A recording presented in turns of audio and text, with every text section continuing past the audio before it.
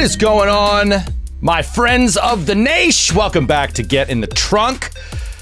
Season 6. Getting deep in on this season and heading quickly towards a climax. I'm very, very excited to get back and play with these fine folks, especially those that come properly dressed for the occasion. Francis, you wore a collared shirt to today's episode, and I just want you to know I appreciate that. Is it purple? Is it a purple color? Yes, it is. You sexy son of a bitch. Color of emperors. Thank you. Yes, right. The color of emperors. You look Born sharp, to the buddy. purple. exactly. And also princes. You got it. You got it. All true royalty. Francis, you and I have, we met several years ago at Troy's bachelor party, I think is the first time we ever met. Bachelor weekend extravaganza. Bachelor weekend extravaganza. It was fantastic. And we hung out a couple times. I mean, maybe not much at all in person before we started playing Get in the Trunk. Yeah. But, I've had the pleasure of getting to know you a little bit more over the last couple of years, but I haven't really, there's still a few questions left out there. So I've got one for you today and I'll kick it around. I'll kick it around the room. Just kind of a get to know you question because I thought of this when a little over a month ago, we were in Boston. We did the Boston show. And wild story for those that didn't hear it. I think we talked about it elsewhere. Troy's buddy from high school brought a yearbook to that show. And we saw Troy and Rob Kirkovich in high school in that book. He was, just came up to me in the VIP meet and greet, was like, check out this nerd. I was like, oh my God. It was really funny. So I'm curious to know, I'll ask you, Francis, and I'll kick it around real quick. What were your, if any, sort of major extracurricular activities in high school? Did you participate in any sports, in any clubs at all? Or did you just kind of like do school and go home and that's it? No. I got my sports on and I had a couple extracurriculars there down the road. But I started with football, of course. Well, you were playing high school football? Yeah. Oh yeah. Nice. I didn't know that. What position? It was ugly. I played. It was real ugly. I played both ways. I went offensive tackle, defensive tackle because I was a beefy kid. Wow, I was a chubby son. But we had a terrible team. It was awful, and I hated my coaches, and I quit after like the third game. I was like, "This is garbage. And you guys are garbage." Well, why did you hate your coaches? Was it just because they pushed you to your limits? They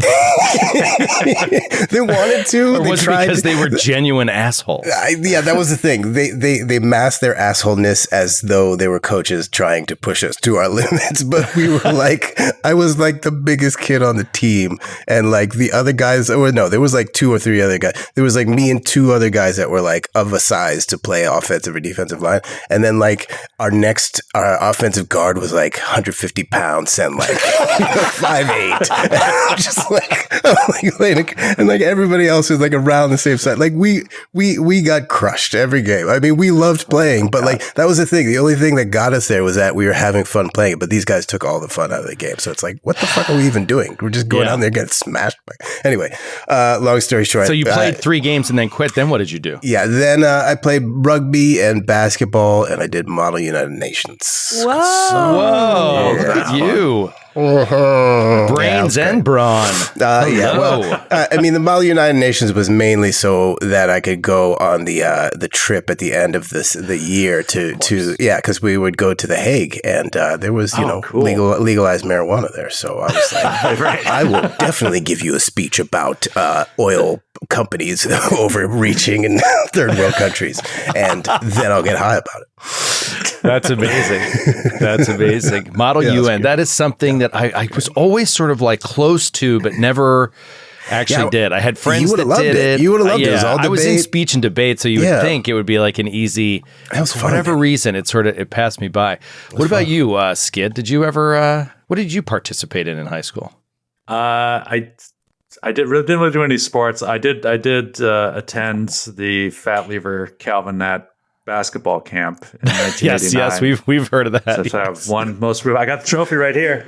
Nice. Oh yeah, this new place. You got a trophy wall. I have a trophy. Oh yeah. Is that the most improved player trophy? This is the most improved player. It's a pretty nice trophy. Yeah, that's solid, man. Fat Lever himself, NBA All-Star, handed me this trophy with his own hands. Dude.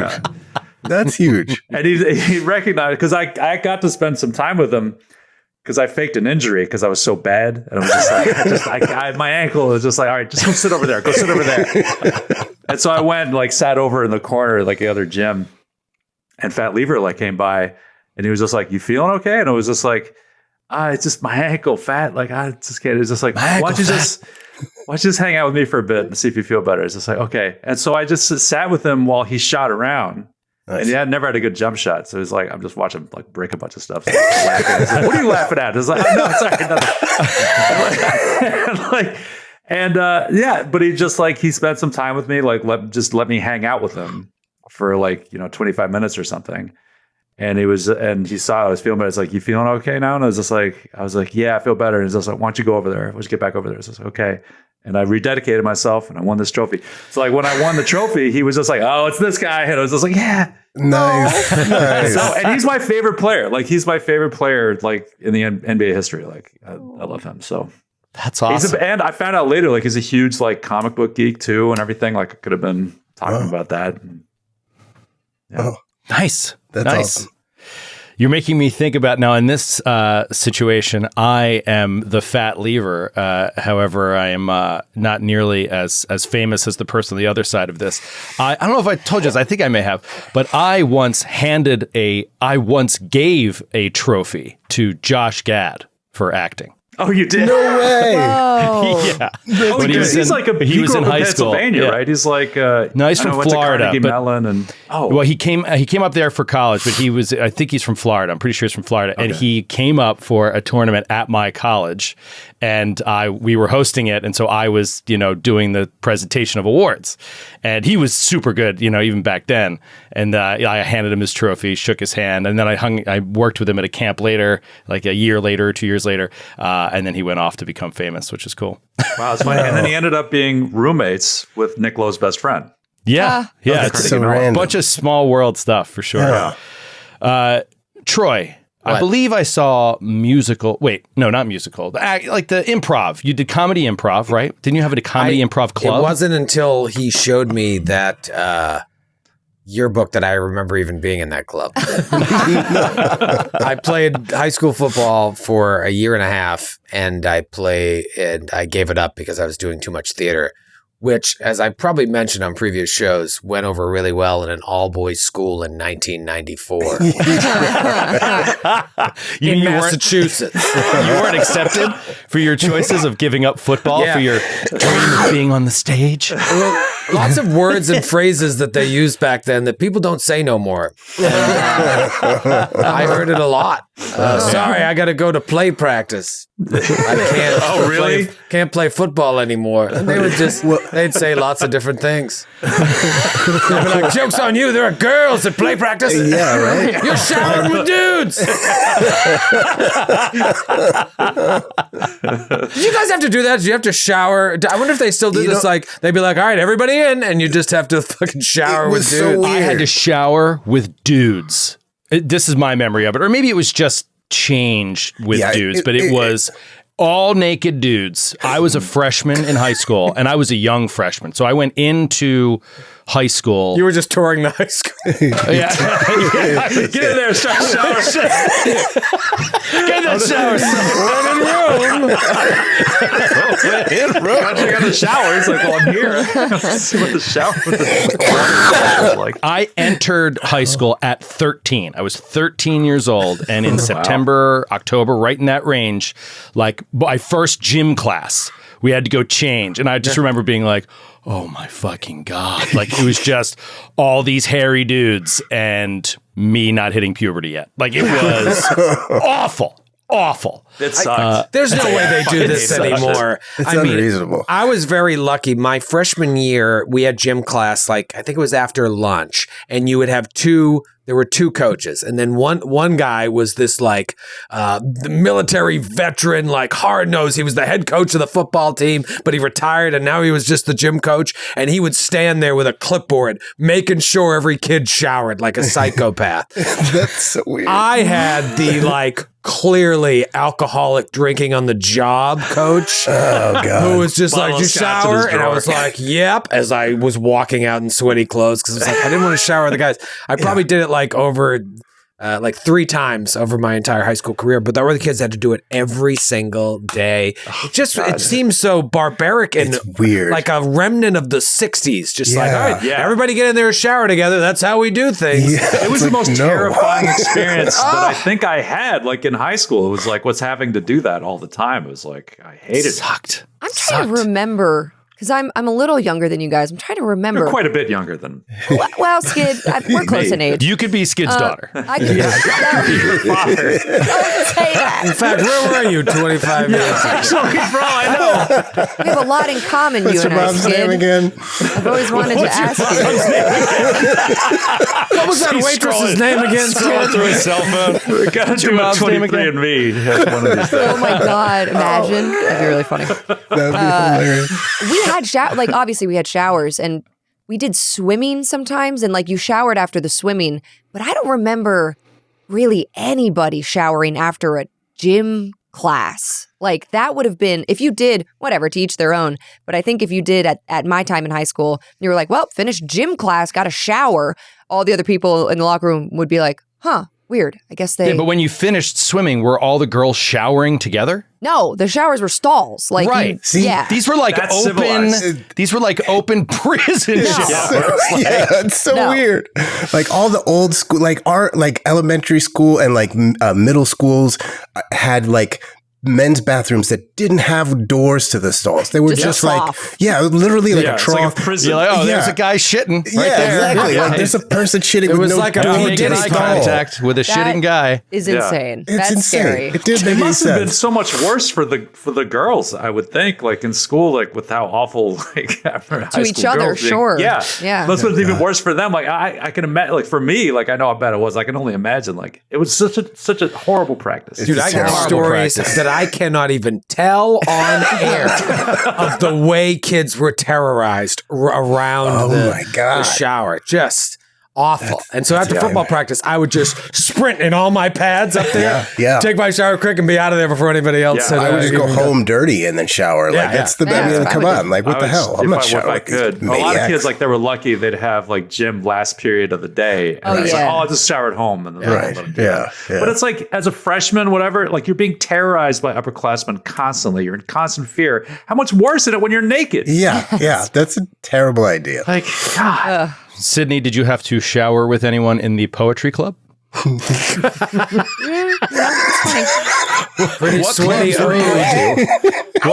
What art clubs were you a part of? Good verse. Come on. Hit the showers, kids. I think we've but first it's showers. Hit the showers, kids. Hold my clipboard up. Have you showered?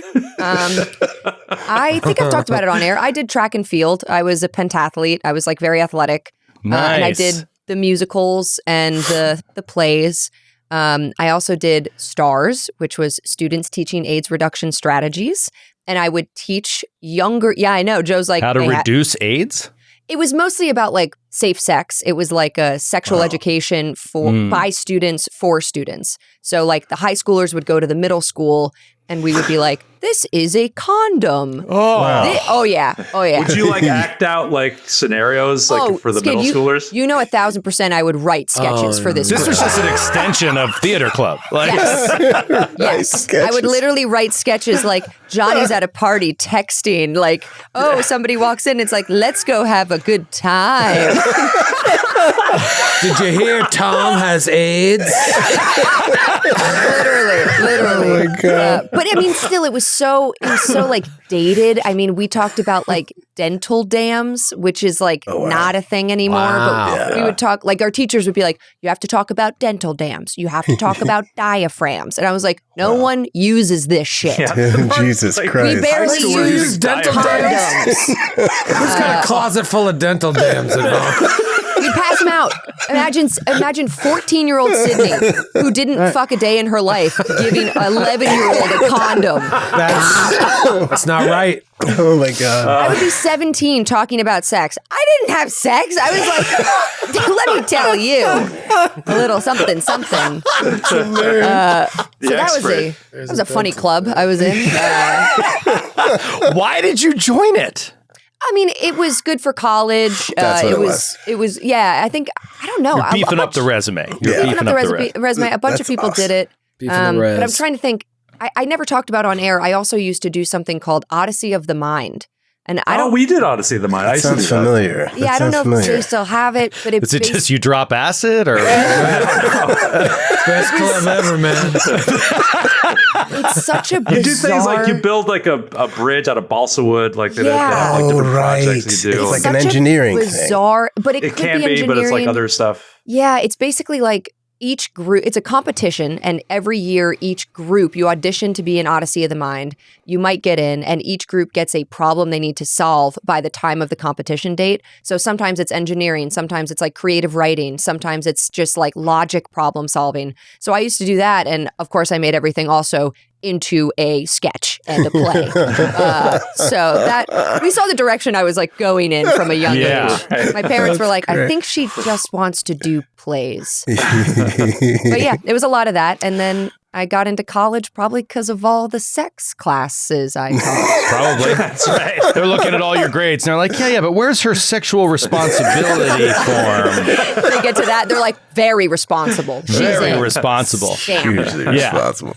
She taught middle schoolers about so sex. great. Oh my so, God. So embarrassed. Not only that, I also taught high schoolers. I was in high school talking to other high schoolers. That's worse than showering in the gym. I think so. I think back and I was Just like, I pictured was- a dude in the back of the class like, I bet it's easy for you to abstain.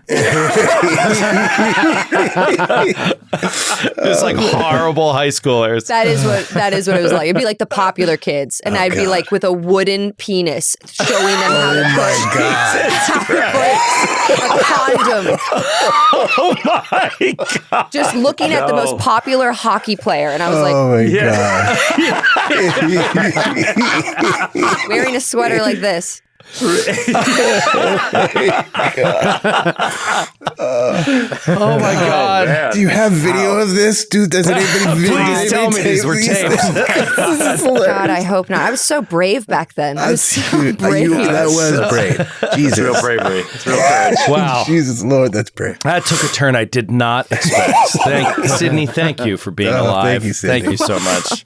Thank you. You're Sid. wonderful. Wow, that went on way longer than I expected. So we're going to get a solid 8 minutes of Impossible Landscapes in today. I'm looking forward to Let's that. take a quick break. For real. I need a breather. Sweating. Yeah. Anyway, we are at a huge turning point in this particular adventure. You guys have come to the world of Carcosa, which is wild. I asked you several episodes ago, I think it was episode 3 or 4 of this season. I wanted to start building what this is going to be in, and I wanted to get your player thoughts about what Carcosa is, your impressions. Over the years, you've seen Carcosa come up in different mediums. You've heard it mentioned in this game. And so I was curious kind of what your presumptions were about this place, knowing that eventually this adventure would lead you there, which is just wild to me. I remember when I first opened the book and read that is where it leads, I thought, wow, that's crazy, because one of the coolest things to me about Carcosa is that it remains so horrific and mysterious and distant, right? Like, you don't actually go there, because if you do, you're dead, or you're dead already, or something like that. Now, I'm not saying that's not the case, because you guys are in pretty deep to be here, but it is going to be interesting to explore this place and see what Dennis Detweiler and the other contributing authors and developers of this campaign believe Carcosa is, because it is such a strange and kind of nebulous thing. It's going to be interesting to explore, and we're going to start it today. And so, by way of a brief recap, you guys made your way through the Whisper Labyrinth, fought a paper tiger, and defeated it immediately by shattering a lantern under it. Nice work, Sid. As it lit on fire, it ran away in fear.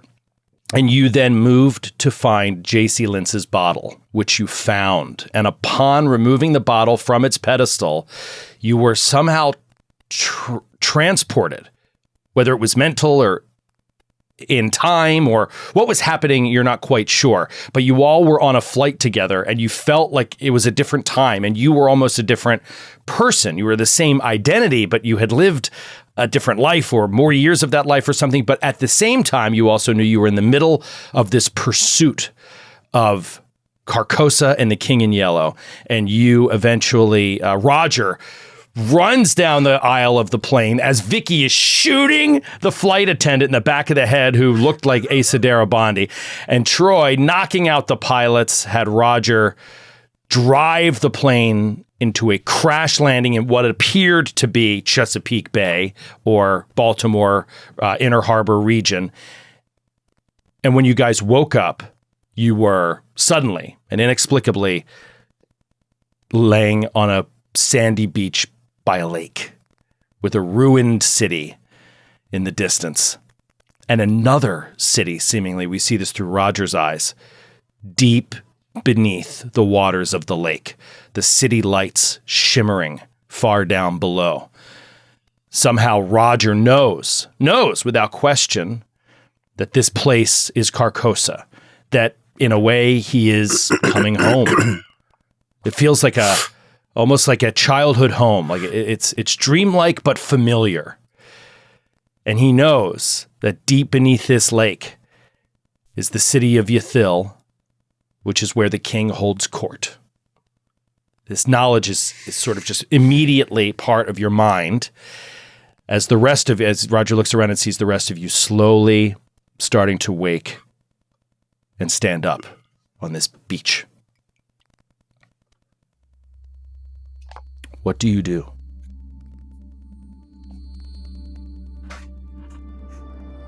What's like immediately around us? Yeah, Immediately around you is this, you're on the shore of a lake.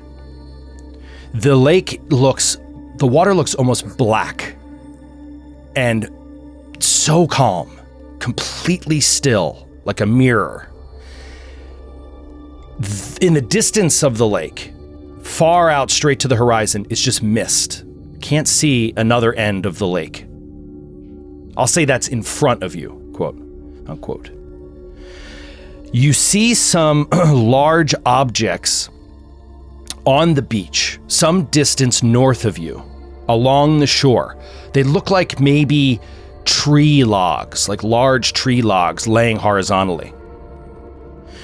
Behind you are the remnants of a ruined city, completely burnt out, blackened. Everybody give me, let's do an awareness roll. Alert. Why do I never remember that word? Whatever it is. I think it's awareness, right? You're not so much searching for something here. It's alertness. Alertness. Go with your first. I got Instinct, O'Brien. a 3 under 86. 3 under 86. Okay. Ooh, 25 under 44. 42 over 24. 14, baby. Ooh. Great job. All right, you guys, as you peer around, all of you. Wait, Francis, you passed it, right? Yep. Oh, sorry. Yep. All of you. Don't mute your mic, you shady son of a bitch. Are you talking to somebody off camera? I was typing. It's got a meeting. You notice as you look to the fallen city and look back to the lake and look back to the fallen city, as your periphery of the city moves, so do the actual physical buildings of the city. It seems to be morphing before your very eyes. A building is there, and then it kind of shimmers, and it's 2 stories smaller. Or a building is not there, and then suddenly a tower rises in its place. But like, it's a trick of the eye. Was it there a moment ago? You know, you're getting these distorted sort of vibes of how the city presents itself. It's so funny, like at the first episode of Strange Aeons, you're in Carcosa, And it's described very similarly, these like broken buildings that seem to be stretching ever upward. So there's this commonality to what Carcosa is. But I don't know the implications. So other than that, extremely plain. That's all you see. You see a ruined city that could be walkable. Maybe if you walked toward it for a half an hour, you would get to the outskirts of the city. So what I'm saying is you can see almost the whole city beginning to end from the distance that you're at, like at least the central part of it. And you could walk there, almost like seeing skyscrapers of a downtown and being able to walk there in a half hour, an hour. Between you and that is just sand, it appears. And then around the lake, you don't see anything but these logs, and then out in the distance over the lake, mist. Roger has a middling occult. I just want to roll an occult to see if I remember anything that I may have read over the years about Carcosa that would give me any insight. Okay. Can I do that too? Sure. Yeah, 49 over 24. I was mainly rolling so that I could check it because I knew I'd fail. I mean, I could roll too. I have a 10%. Yeah, I didn't think, I never thought about a cult. 76 over 13. Oh, yeah. 47 over 10%. I guess I'll check mine too. Oh. Got an 86 over 23. Yeah. So. Check them all off. This is a good time to green hack. This one weird trick. Increase your occult knowledge with this one weird trick. Okay. Yeah, so you really don't know, except the one thing that is clear to you in your mind, I'll say, Roger, is that, and you know what, Neil, you have this in your mind as well, that as you come up toward the edge of the lake, you can see shimmering lights deep, deep under the water. And it looks like the lights of a city at night, sunken beneath the water. Both of you are very confident that is where the king resides, and that is where you must go.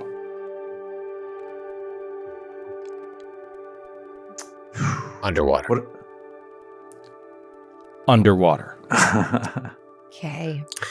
Apparently. Bad idea. So for Bobby, Go get him, Neil.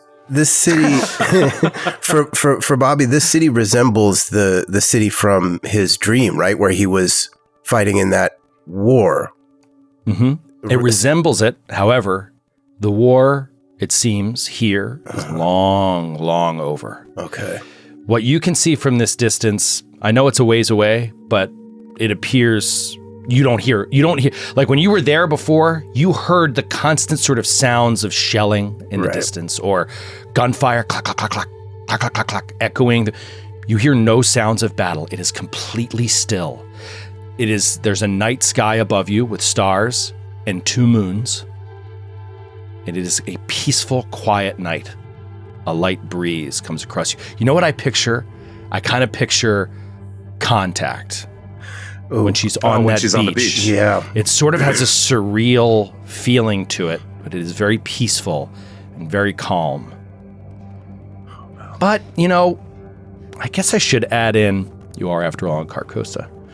There is a vague sense of melancholy, like a sadness to the very atmosphere. It feels strange. Gray, like kind of overcast almost. Yeah. And you feel additionally as if you're being watched. An eerie feeling.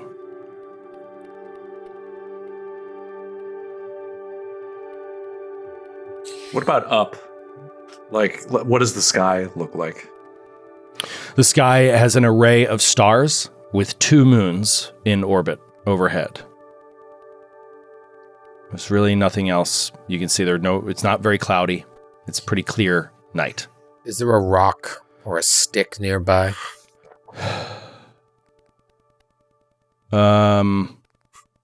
Give me a sanity check. Oh boy. Oof, Jesus. Okay. All right. That makes Not sense. a good sign Look at the all. dirt. Are you sane? Can I look at the ground? Give me a sanity. I succeeded with a 16. 16. You look around and it looks like a plain, like almost manicured white beach. There's nothing.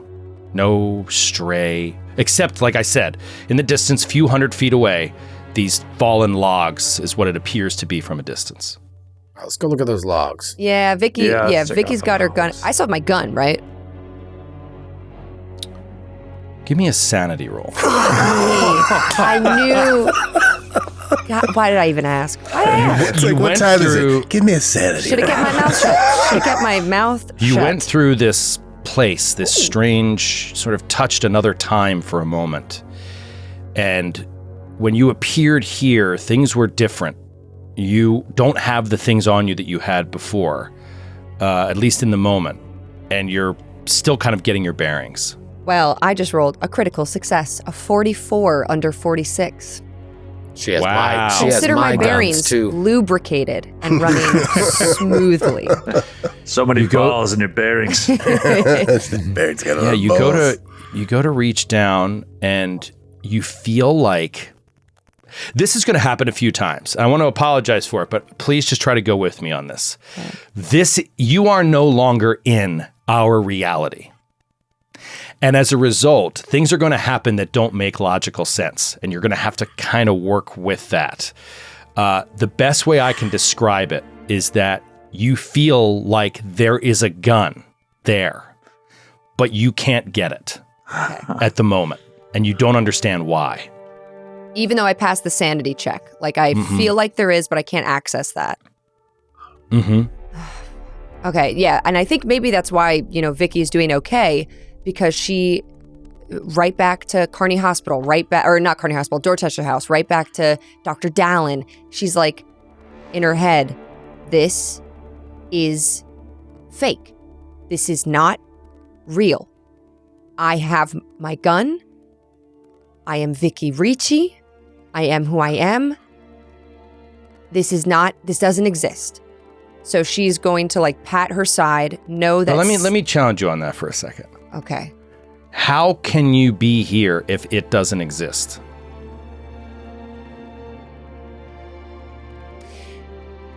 It's our I- consciousness. Yeah. So if that's the case, and it is A dream. an illusion, or Yeah. a place that's not physical, where is your body? If you're sane at this moment, explain how that's where your body is. I think, And also, how would you test that theory? yeah. I mean, Vicky just shot a flight attendant in the head because she Right. felt in the moment that it was not real. That she wouldn't be hurt by that. She wouldn't be affected by that. And I don't know, maybe she says out loud, they want You guys us. haven't talked to each other yet. Yeah, you're just silent on the Yeah. beach. You're kind of like taking this all in. It's just the first few seconds. That was weird, huh? Yeah. Vicky says, they want us to believe in what they show us. That's how they control us. They want us to be scared. They want us to think that we're stuck, that we can't get out. That's how they all get trapped. That's how they get trapped. Who? That's how they can't leave. Who they? Roger. We cannot lose sight of our plan. Okay? Bobby, Neil, listen to me. If we lose sight, that's how they get in. That's how they take over us. That plane, that wasn't real. It's not. And as soon as you say that, whew, all of the water on the lake that was like just gurgling up along the beach sand completely freezes. There is no wind and no feeling of air. There is no movement from the buildings or the stars or the moons. And in an instant, sound completely drops out and you feel as if you are standing in a painting. She says, that plane was not real. and it's like everything froze. Continue. Vicky pauses, feeling the change of like atmospheric pressure. Like, And then she gets quiet. We have to go along with what they think. We think. But we cannot follow the path that everyone else followed. I will not be trapped here. I am going to get my son, and I am going to get out of here. Vicky, who is they? Who is this they you're talking about? Them, Roger, the scribes, the king, Abigail now, anyone who becomes part of it. Whatever I don't know what it is. But they have power. They have power. And when people have power, they have control.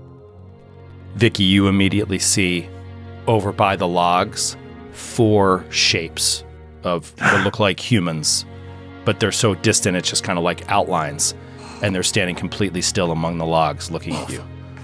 Just instinctively goes to get her gun, but doesn't Give me a pull it. sanity roll. It's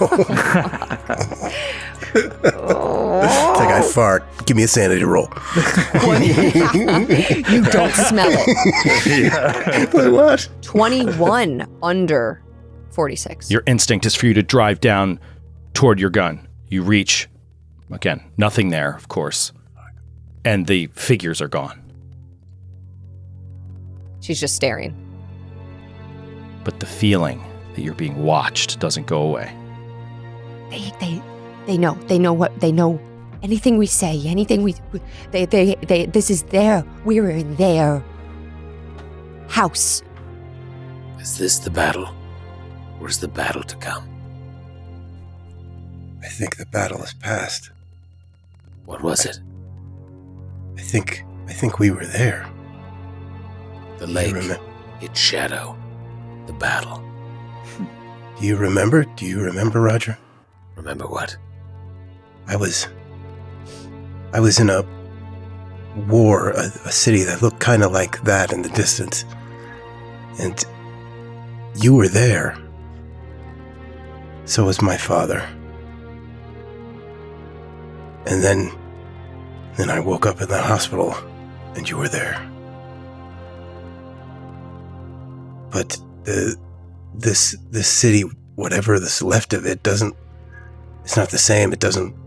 There's no battles, there's no gunfire, there's no mortar shells going off. It's quiet. I don't know.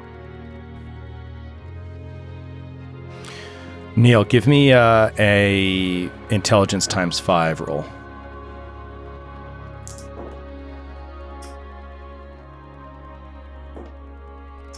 Uh, 39 under 75. 75. Wow. Yeah. As they're talking, you are standing at the edge of this lake and you're looking down at the flickering lights beneath. And your intelligence, your successful intelligence roll tells you that the lights you're seeing in that city below, that somehow, inexplicably, you don't understand it rationally, but you can tell from the shape of the buildings that the city below the lake is the same city as the city that is behind you, that is a few miles behind you. Inexplicably, it's the same city, except it seems like people are living there. Yeah, the city beneath the water looks alive. The one above the water looks like it's dead.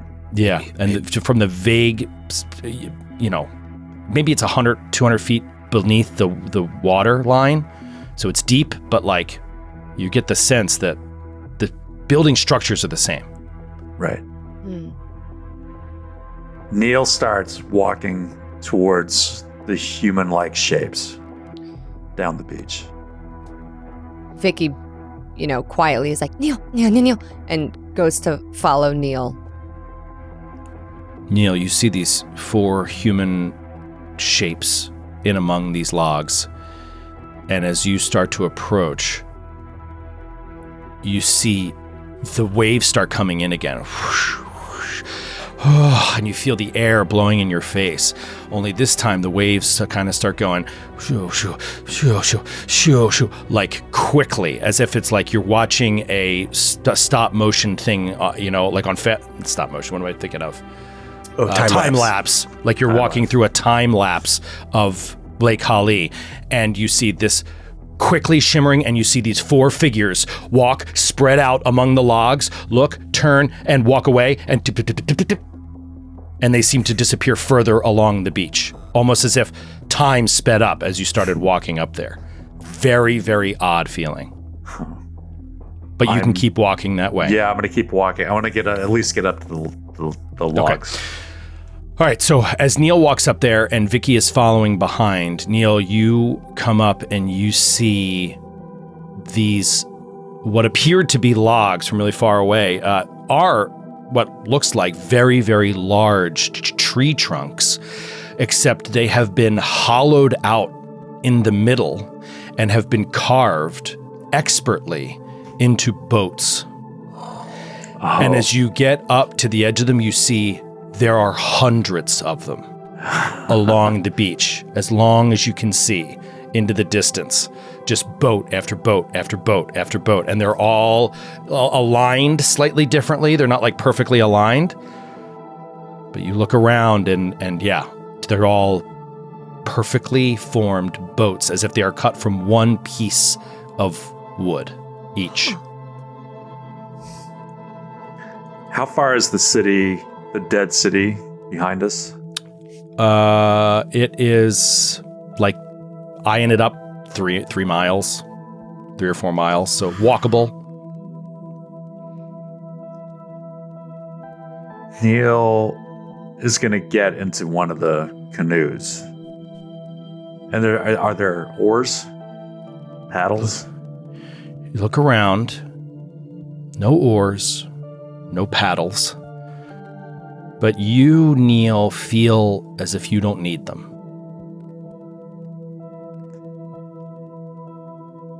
Yeah, he's going to stand outside and just sort of push it down the shore into the water and get in as it slides into the lake. Vicky's going to call to everybody then, Neil found a boat. Neil found a boat. I mean, I think you're all there, right? Oh, yeah. It's like close by. Okay. Or we're following him. Okay. Neil, you could start pushing this thing, but it's pretty heavy up on the sand. You would just probably need one other person to help you kind of just push it and guide it into the water if that's the way you guys want to go. All right, Bobby runs up and starts helping to push. Does it seem like we each need to get our own boat, or are they big enough? They're huge. Oh, okay. Then you think you could fit 20 people in this canoe. Oof. Wow. Yeah, but they're all, they're think like California redwoods hollowed out and cut into one long boat. Okay. So it's very narrow, relatively speaking, but they could fit a lot of people. So we all help with the one boat. Yep. Roger's looking in the direction of where those human-like shapes are, and he goes, "What if those are our shadows?" What? What do you mean? What if those shapes are us? What if they are? There's 2 cities, there's multiple shadows, there's two fucking moons, Roger. I don't know. Just thought it was a cool thought. Well, what'd you go say to yourself? What if those shadows are us?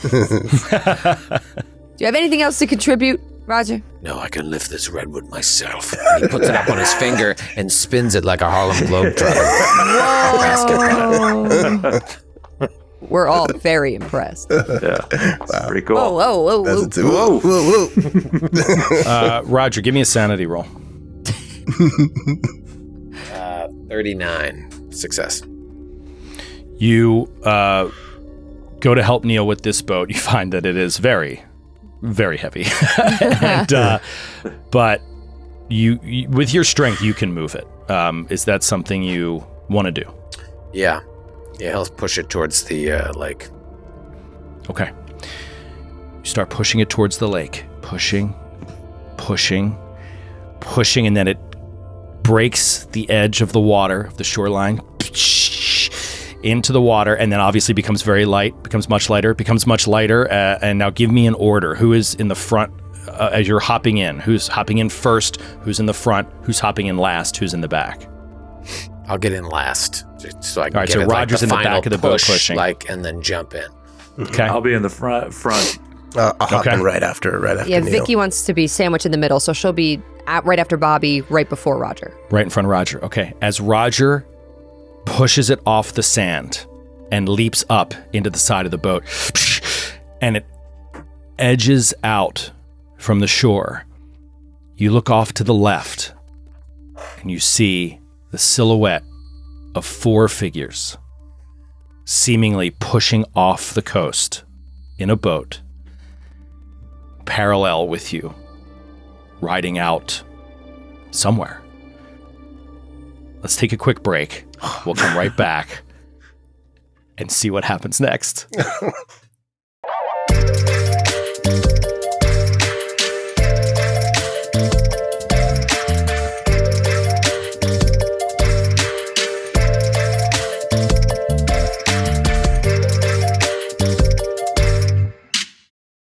We are back, and you have pushed a giant canoe cut from a single log out into Lake Lavallee.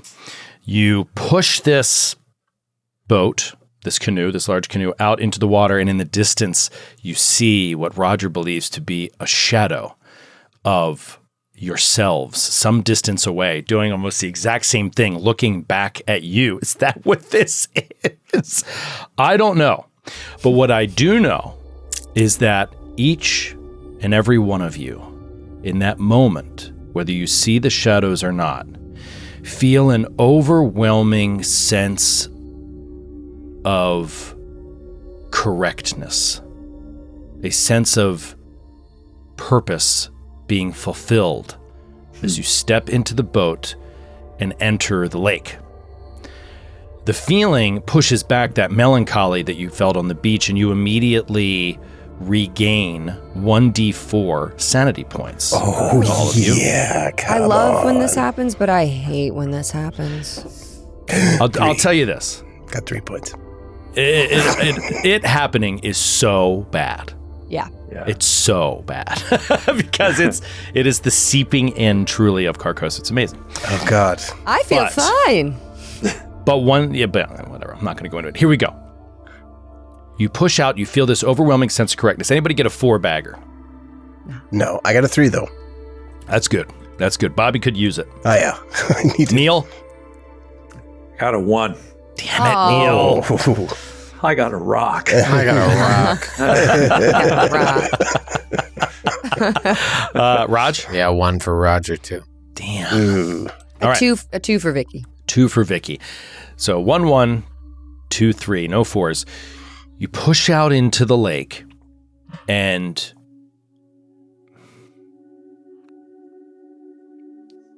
the mists in the distance seem to come at you rather quickly. In a very short amount of time, you are sort of covered in this fog, and you're kind of bobbing in the water, and that the 4 figures, the boat that you saw in the distance, you cannot see any longer as you become completely covered in this fog. And you get the sense, Neil, the overwhelming feeling that you can move this boat with your mind. That, like, you don't need oars, you don't have to paddle, but if there is a direction you wish to go, you can just make it go that way. Is there a direction you want to go? You've just pushed out from the shore. Immediately you're enveloped in fog and you don't even see the shore. Would you like to go along the shore to the north, along the shore to the south, away from shore, or back to shore? Those are really your main options. Shore to the north. Shore to the north. Sure. Cross-pollination there. Can we still see the city beneath us Yes. where we are? You can still see the flickering lights beneath you. Roger spits into the water. That's rude. Give me a sanity check. Oh my God. Guys, if we touch anything in this Seriously. world, 8. No spit comes out. You have no saliva. It bounces back into your mouth. This place is wrong. You spit into the water, and it seems to hit this inky black water and just swirl around into it. Neil, what are you thinking? I kind of just want to go out into the lake over the city, just sort of explore it from above. Okay, give me a sanity roll. Even as you think this, the boat starts to move slowly, as if propelled away from shore. You start to feel the water rushing by. 21 under 34. Nice. You begin pushing out to shore, and the water is going past you, and you feel like you're getting closer and closer to being over the city at this point.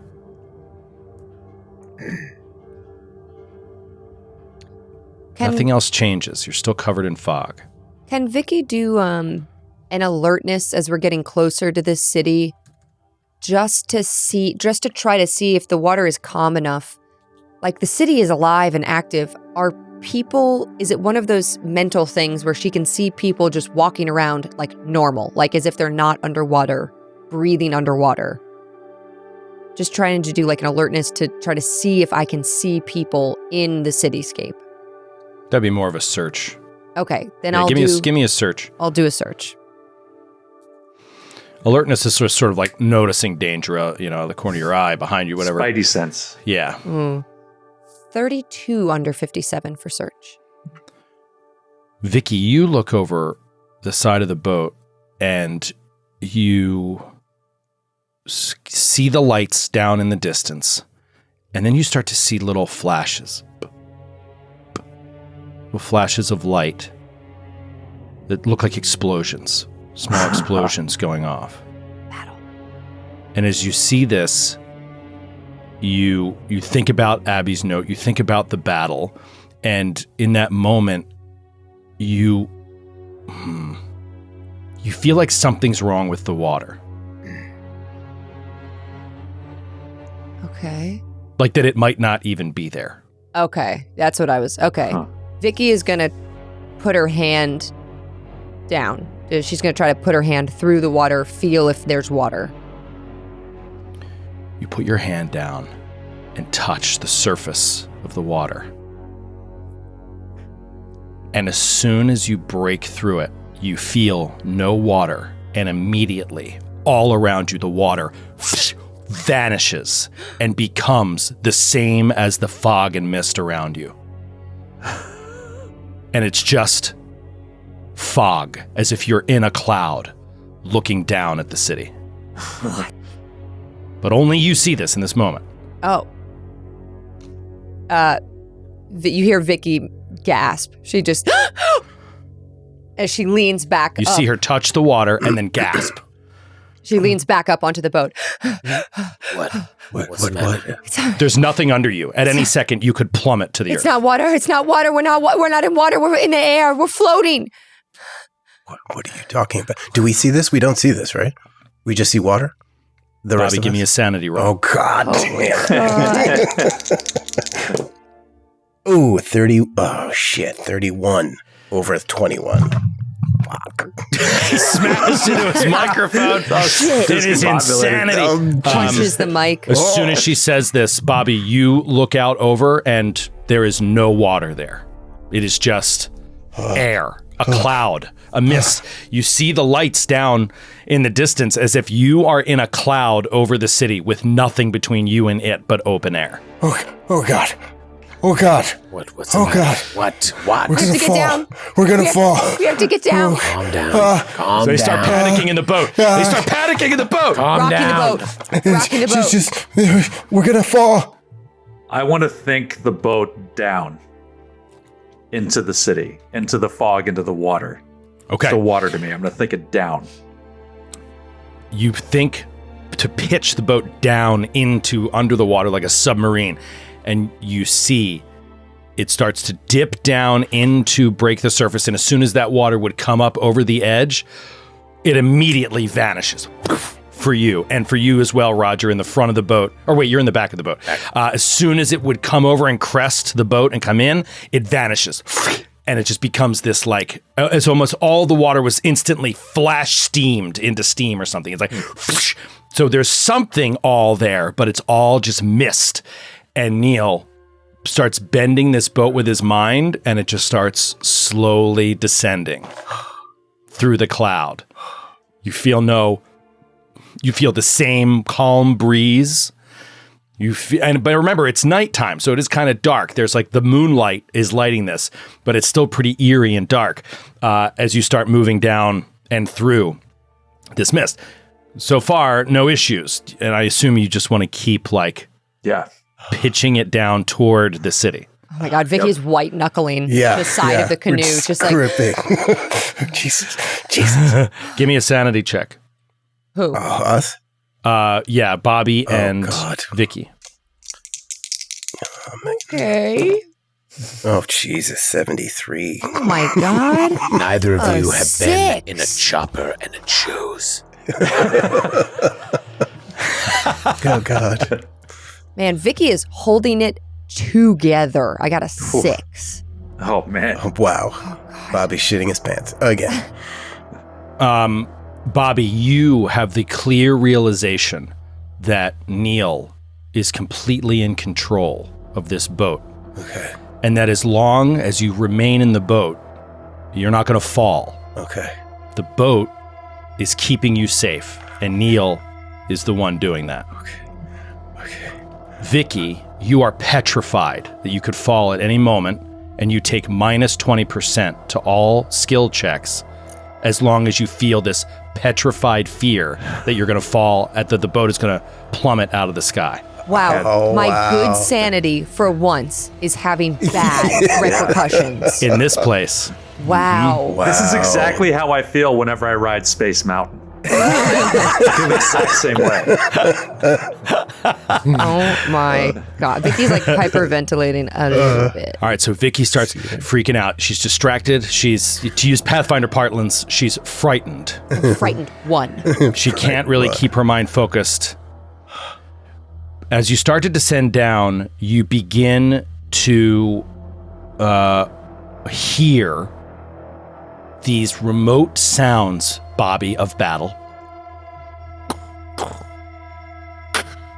Sort of explosions and stuff like that, but very, very distant. Battle. Mortars, exactly. But then all of you hear a slowly crescendoing sound that starts emanating from all around you. Kind of hard to describe. It's this sort of deep. It's this deep, but also kind of high-pitched, gurgly kind of sound, as if maybe you're being swallowed by something, maybe, or there's something else in here with you. You hear this.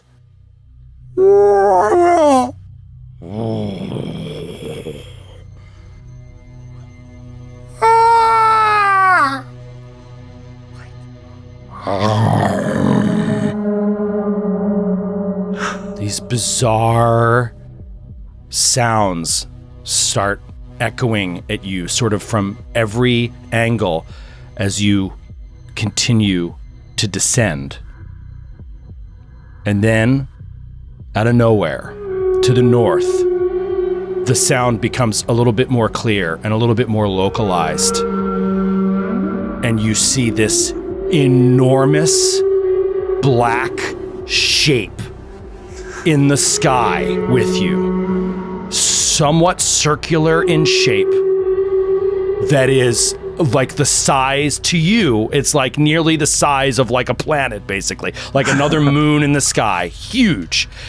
And it seems to be growing larger and larger and coming toward you. This complete, like, circle of blackness in the mist is just moving towards you as, you know, like Arrival, that movie? Yeah. Like, kind of sounds like that, like the aliens are making. It's kind of these strange sounds, and this thing is approaching toward you. Dude, this is the prisoner.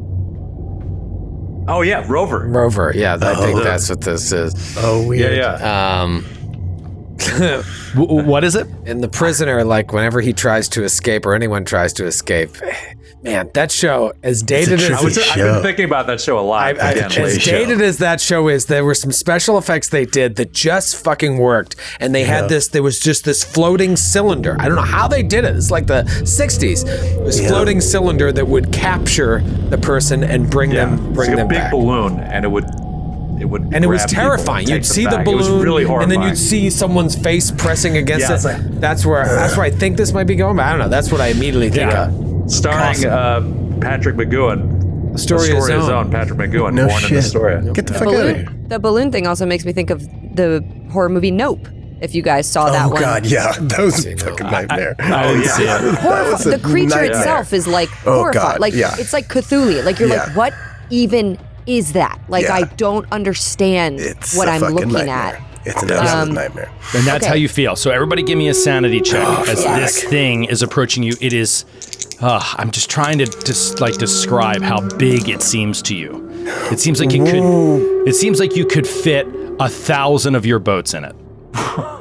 Is it a whale? It sounds like whale sounds. Wait, hold on. I don't know if this is good or not, but I got double zeros. That's good. That's That bad. is good. a It's bad. critical It's a failure. critical fail. That's Yeah, that's what I you was got like. bad of a roll. Yeah, I was like, wait. zeros. I was like, it's really low. That's but no. a 100. That is a critical failure on your sanity. Bobby, I'm so sorry, buddy. In this moment. Raj, What is it? Sanity? sanity check. Sorry, I totally missed that. God damn it. 41. Success. Success. Okay. Vicky. 52 over 48 failure. Oh, Vicky never fails. Oh, man. And Neil. 55 over 31. Oh, another fumble. Critical. Oh, we're all fucking it All up. right, Neil and Bobby, you each take 4 points of sanity damage. I just got those. And it's partially the sound too. It's like shredding your mind. Vicky, you take 3 points of sanity damage. Awesome. What is it? What is it? It's in my mind. In my mind. My mind. And in that moment, Roger, you take no sanity damage. And in that moment, this cylindrical or this spherical circular shape that was approaching you starts to move to the side and elongate in an odd way. And then it comes through the mist. And it is clear to you. Now it's so close. This is a whale. And it does appear to be the size of a skyscraper. It is absolutely enormous. It's a whale scraper. You could put a few of your boats in one of its 5 eyes that it has on one side of his head as it's just moving through this air and seems to not react to you at all. It seems to be just passing by. Bobby's just grabbing, trying to back into the boat. Like, Jesus Christ. Oh, Christ. Oh, Christ. Vicky, how does this sanity loss manifest?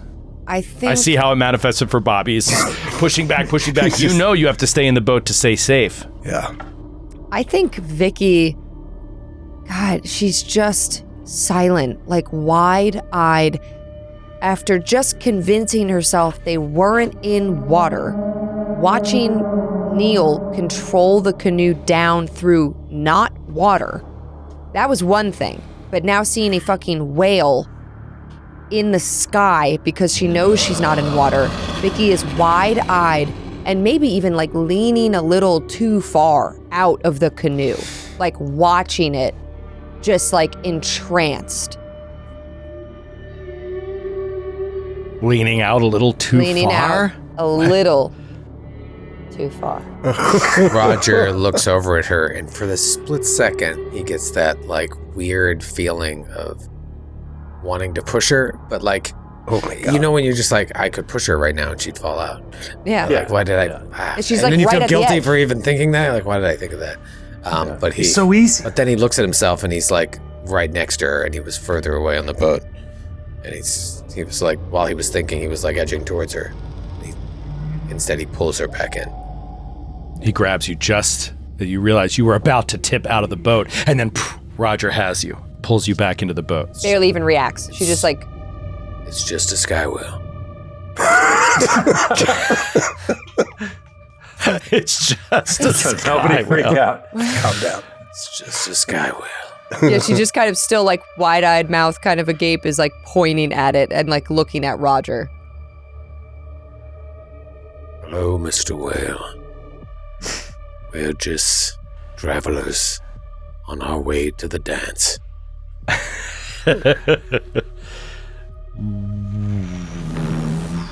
Makes this kind of strange sound as it starts to kind of fade into the distance, moving away from you. And by the time it moves away, Bobby, you start hearing a strange sound deep in the distance, what sounds like the hum of an engine. It sounds like,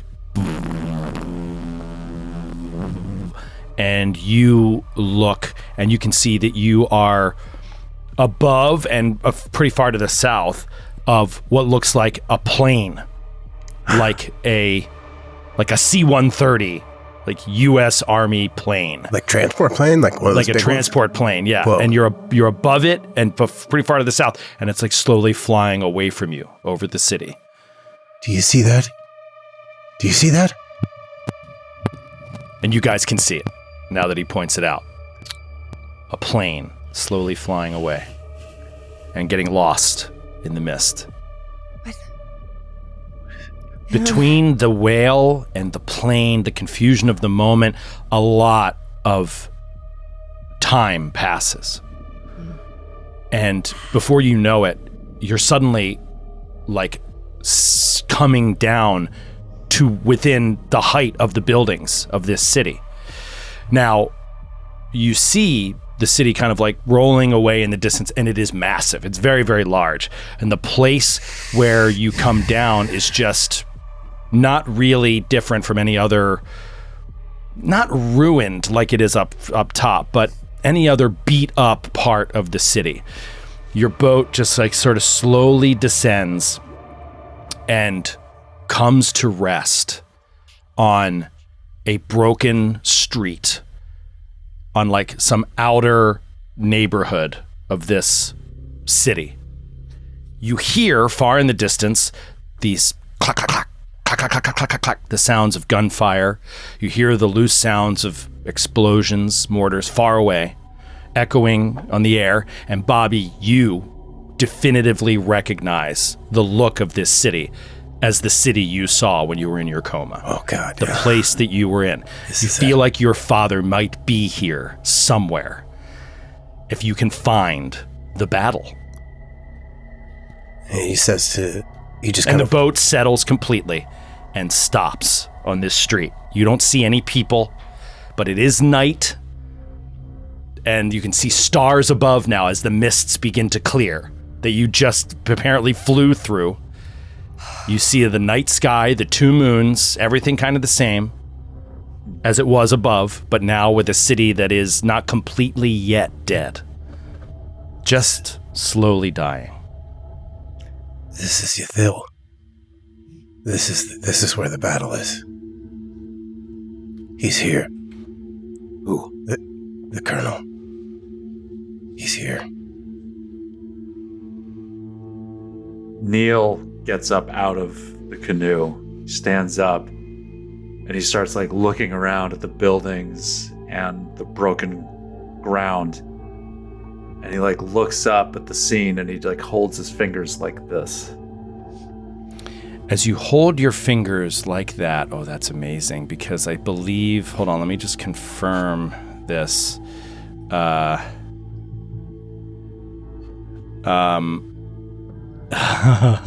So cool. All right, so you hold your fingers like that. Give me an art roll. Yeah. Like for audio listeners, for like a director making a movie frame with his fingers, with his thumb and forefingers. That's awesome. 10 on an art roll.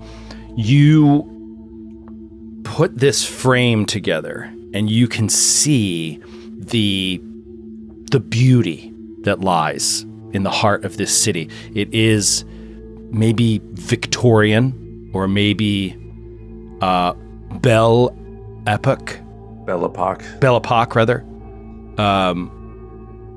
in its architecture and design. You realize this broken street that you're on was a cobblestone street. And you see a lot of the buildings have like iron railings and stuff like that. And just the hallmarks of these times and these architectural designs. And as you put your fingers up in this frame, you see something that makes you, Neil, so happy. If you go to our evidence board and you look under the picture of Richard Bryce, who had the gym bag, under the picture of Dr. Richard Dallin, you'll see a postcard. Oh my God. This postcard is almost exactly what you see. Oh my God. 4 spired buildings rising up, and back in the distance, you see what must be a palace of some kind that is the backdrop to all of this city that is laid out before you. And so you remember this moment, finding this postcard, and it was at Barbas's house. You first found this postcard. Oh my God. So Neil, he looks at this through his fingers, and he like sees the palace, and he like turns to the others with this like big, like guileless, pure, like childlike smile, and like turns back and starts walking towards the palace. Okay. Neil you hear his feet start crunching on the broken cobblestone streets. There's like debris in the streets. You don't see any signs of any people, but again, you feel the wind, you hear the distant clacking, maybe you hear the distant barking of a dog, distant shouts of people. The city is alive in some way, but it's battered, it's ruined. As you begin walking, you start to see what you were seeing at the edge of your vision in the ruined city, you see here. Up close and personal. You look at a building and you see these tall, slim windows that are just odd from like modern American architecture. Like, it's not the way windows are framed in Boston, right? Like, these are taller and slimmer. And you'll look, and right before your very eyes, 2 windows will become 3 in a building. A building that has an open door will suddenly have 2 closed doors side by side, like in an instant, right in front of your vision. So everybody give me a sanity roll. Ooh, that was the one. It feels as if this very place is shape-shifting around you. Fail, 96. Yeah, fail, 31. Okay. 40 under 46. Nice. Oh, wow. Fail, 53 over 30. Okay. Bobby, you take 1 point of sanity damage. Yeah. Roger, you take 6 points of sanity damage. Oh, man. The best way I can describe it, Roger, is that you get a very true sense that there is no navigable way through this city because of how it is changing right in front of your eyes. You then take 6 points of sanity damage. It's so funny. We're currently playing like 4 games right now that all have the same mechanic. Yes. Yeah. Yeah. Punches Bobby in one. the face. Sorry, Bobby. It's all right. It felt great. I feel like I'm losing my mind. I needed that. I needed that. Thank you. Vicky, you take 1 point of sanity damage. Neil, you take no sanity damage on your loss. You simply look up and you see an open path toward the palace. You are moving in the right direction to get to that place. I mean, if that's the first place you want to go, then you are heading in the right direction. Yeah. You, at this point, Neil, see something that I think makes you, well, whatever, I'm not going to tell you how you feel. You look up and, how did I want to describe this?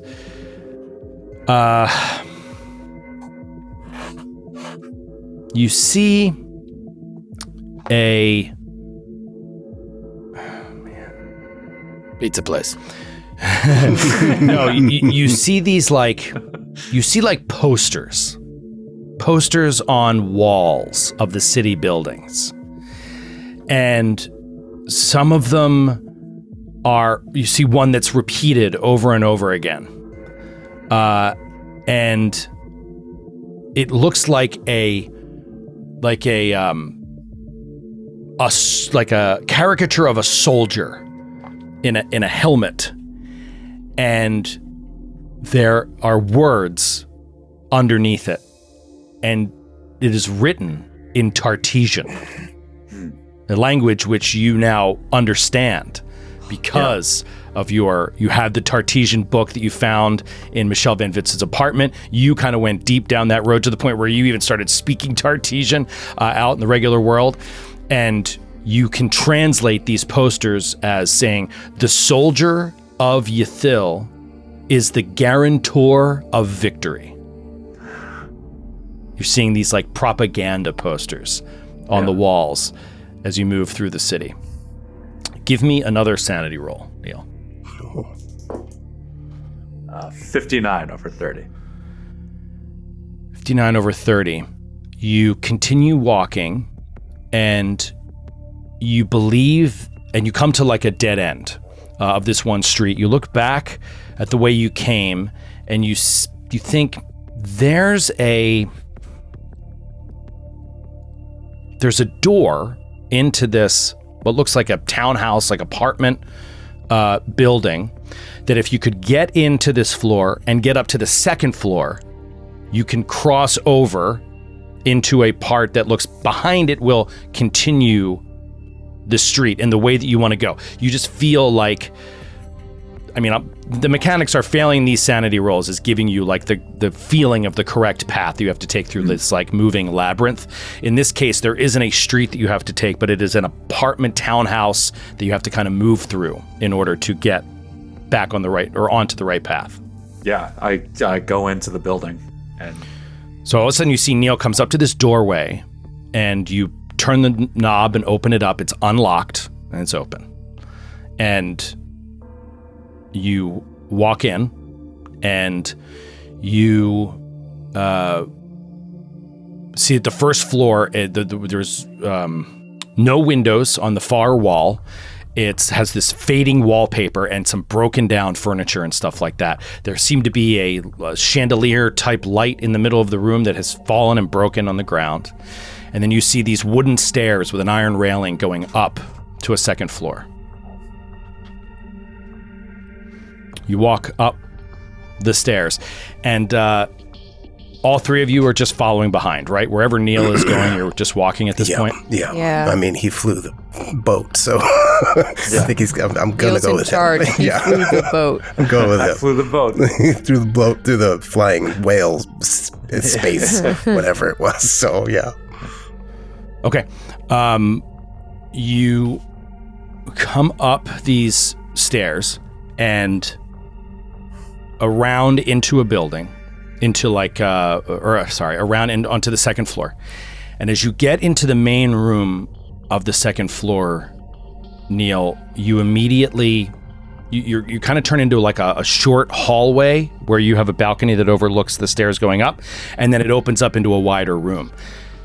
you can see, as soon as you get to the top of these stairs and start walking into the main room, that from here you can see blood on the floor of this main room. A pool of blood that has like eked out past the main room and into this hallway as you're walking along it.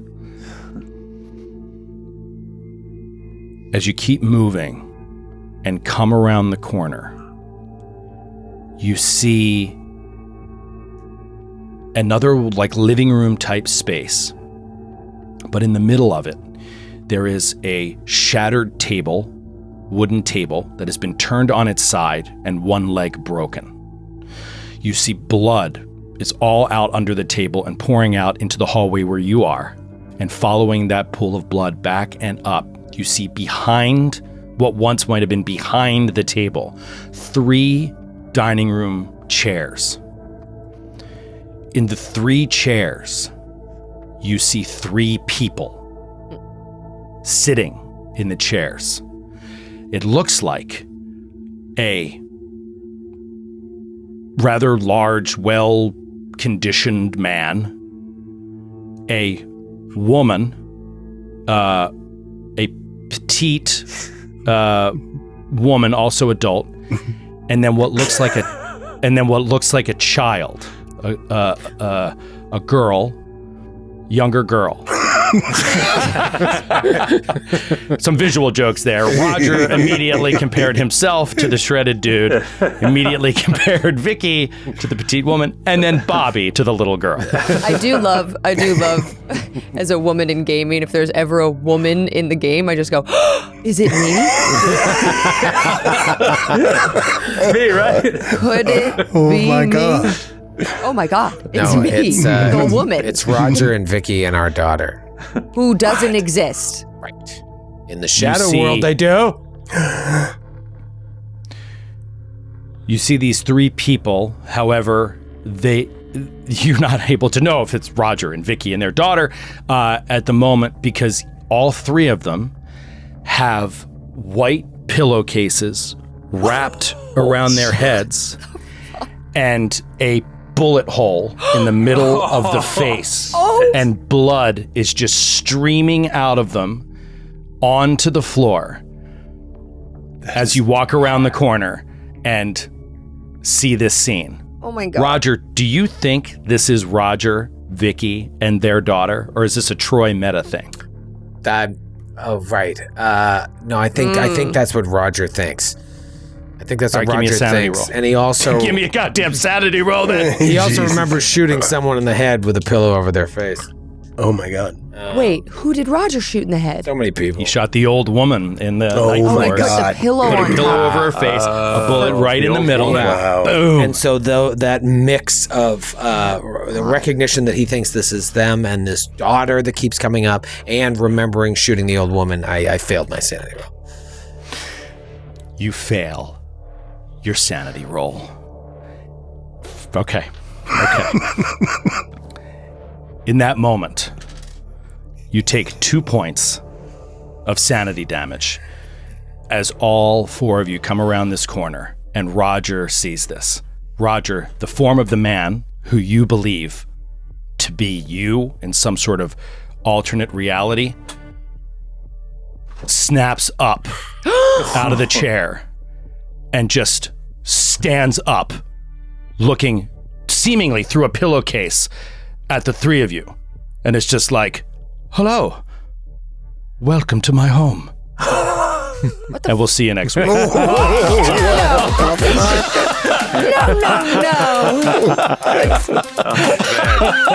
at least you know it's not Roger. He's far too polite. Bizarro Roger. Exactly. Opposite day, It Roger. is bizarre, Roger. Do you think it's Clearly- possible there's one alternate dimension where Roger is kind? Do you think it's possible? We know it's No. Bizarro Roger opposite because he's being kind and he was killed by a bullet. God.